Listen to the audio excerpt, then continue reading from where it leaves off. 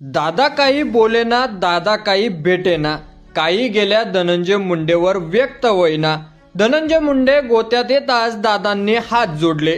एरवी खमका आणि वादांचा पक्का अशी ओळख असलेल्या अजितदादांनी धनंजय मुंडे गोत्यात आल्याने त्यांच्या डोक्यावरील आशीर्वादांचा हात काढला की काय अशी चर्चा राजकीय वर्तुळात सुरू आहे।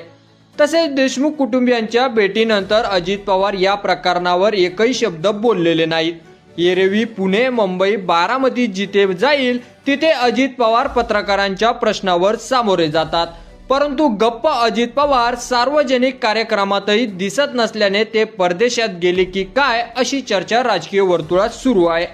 कारण म्हणजे 3 आठवड्यापूर्वी संतोष देशमुख यांची अपहरण करून हत्या करण्यात आली। त्यानंतर पवन चक्की प्रकरणात खंडणीचा आरोप झाल्यानंतर कराडच्या अटकेची मागणी होऊ लागली।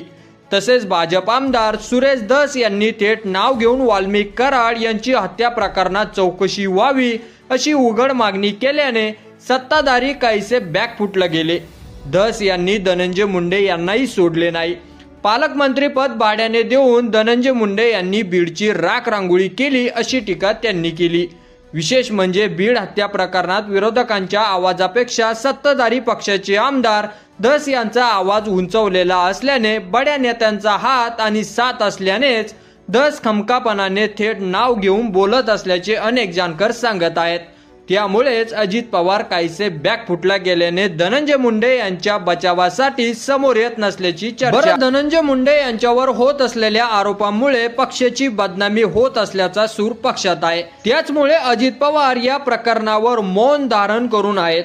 मात्र मौन धरून बसलेले अजितदादा मुंडेकडून काही बोलेना आणि काही भेटही घेईना।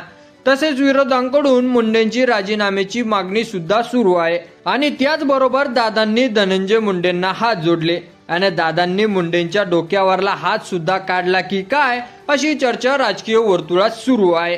की यावर तुम्हाला काय वाटतं की खरंच अजित पवार मुंडेला सोडेल का ते तुम्ही आम्हाला कमेंट करून नक्की कळवा। धन्यवाद।